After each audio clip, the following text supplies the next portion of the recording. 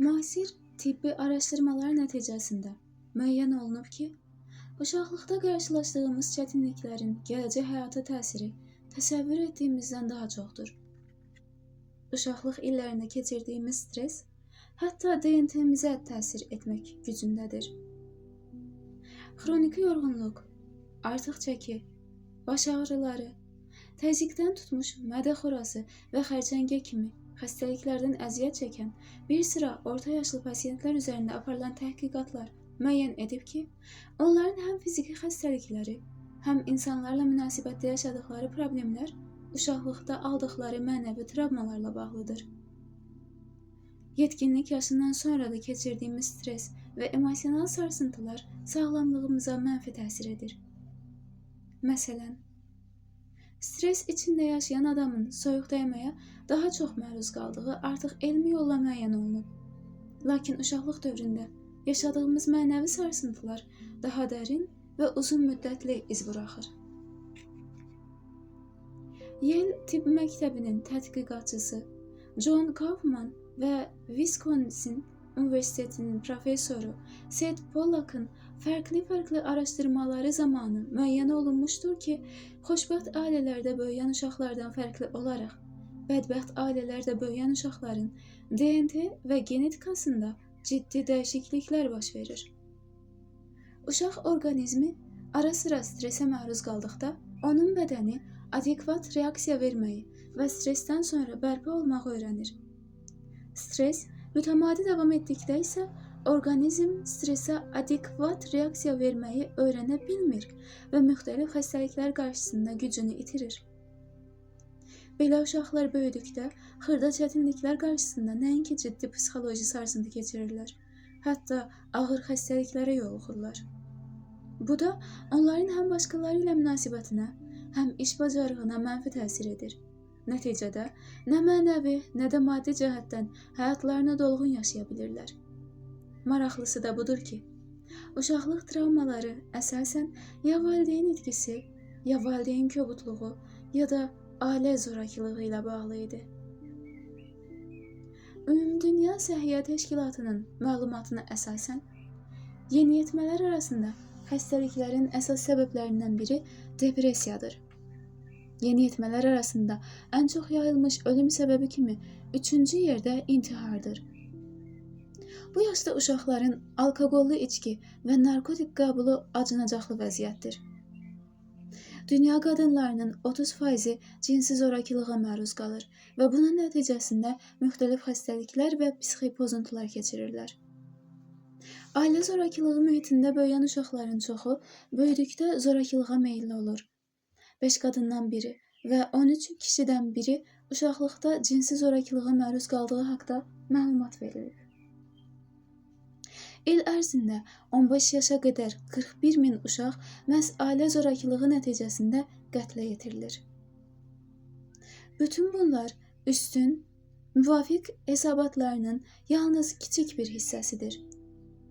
Özü də qeyd olunan hadisələr heç də yoxsul ölkələrdə baş vermir. Bir sıra göstəricilərə görə Şimali Amerika və Qərbi Avropa ölkələri digər dünya ölkələrindən daha çox inkişaf edib. Mehribanlıq və qayğıkeşlik ailə üzvlərinin bir-birinə olan məhəbbətini artırır. Başqalarına əziyyət verən insanların əksəriyyəti ailədə diqqət görməyib, dəyər tapmayıb deyə başqalarının diqqətini cəlb etmək və onlara öz varlığını göstərmək üçün ağılsız hərəkətlərə yol verir. Biri ətrafdakıların qulağını batıracaq qədər musiqiyə səs verir. Biri gülünc görsənəcək qədər özünü bəzəyir. Biri özünü gözdən salacaq qədər yalan danışır və s. Bu siyahı, qeyri-etik davranışlardan, əxlaqsızlıqlardan başlayaraq ağır cinayətlərə qədər davam edə bilər. Hədislərdə buyurulur ki, ər və arvadın günün istənilən vaxtı bir neçə dəqiqə bir-biri ilə söhbətləşməsi Kəbə evində günlərlə dayanmadan ibadət etmələrindən üstündür. Digər bir hədisdə məhrəmini sevindirən kəsə ən üstün məqam verilər deyə buyurulur, yaxud övladını hər dəfə öpəndə valideynin cənnətdəki məqamı bir pillə yüksəlir.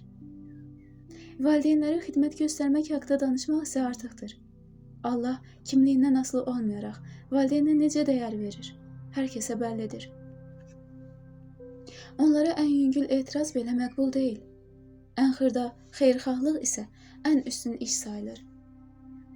Ailə üzvlərinin bir-biri ilə münasibəti bu qədər dəyərli olduğu halda, kimsə ailəsinə biganə qalıb mənəvi məşğələlərlə və ya ictimai faydalı işlərlə gün keçirirsə özünü aldadır.